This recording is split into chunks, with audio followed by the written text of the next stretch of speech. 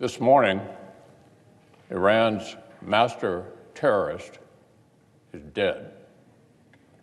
The architect and chief engineer for the world's most active state sponsor of terrorism has been removed from the battlefield at the hand of the United States military.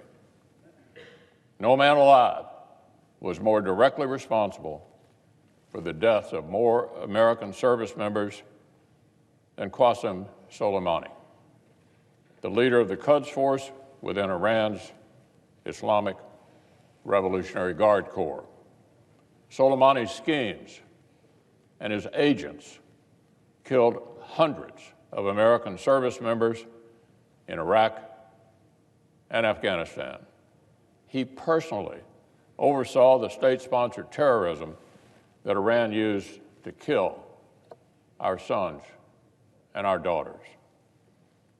And as we've seen in recent days and weeks, he and his terrorists posed an ongoing and growing threat to American lives and American interests.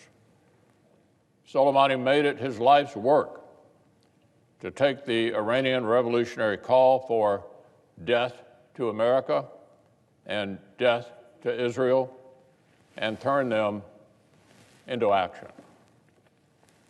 But this terrorist mastermind was not just a threat to the United States and Israel. For more than a decade, he masterminded Iran's malevolent and destabilizing work throughout the entire Middle East. He created, sustained, and directed terrorist proxies everywhere from Yemen to Iraq to Syria to Lebanon. Innocents were killed.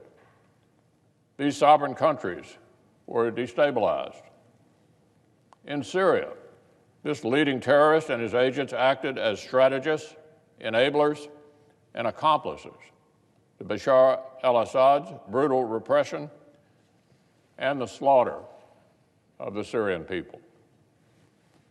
In Iraq, his violence expanded Iran's influence at the expense of the Iraqis themselves. His dark, sectarian vision disenfranchised countless Sunni Arabs and paved the way for the rise of ISIS.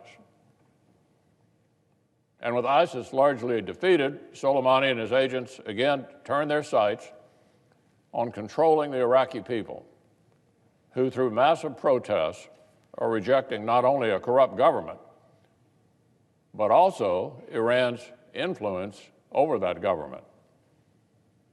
And once again, there were Iran and its proxies facilitating violence against these peaceful protesters.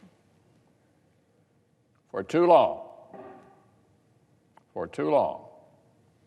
this evil man operated without constraint, and countless innocents have suffered for it. Now his terrorist leadership has been ended.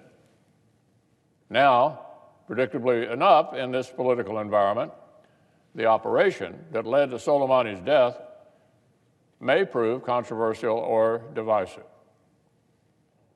Although I anticipate and welcome a debate about America's interest in foreign policy in the Middle East, I recommend that all senators wait to review the facts and hear from the administration before passing much public judgment on this operation and its potential consequences. The administration will be briefing staff today on the situation in Iraq. We're working to arrange a classified briefing for all senators early next week.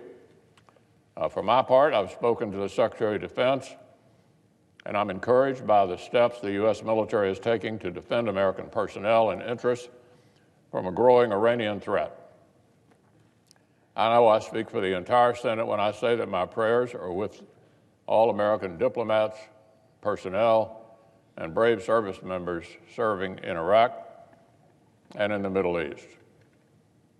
I'm grateful for their courageous service to protect our country. Right from the outset of this new year, it is already clear that 2020 will require the Senate and our whole nation to redouble our resolve to keep America safe in this troubled world.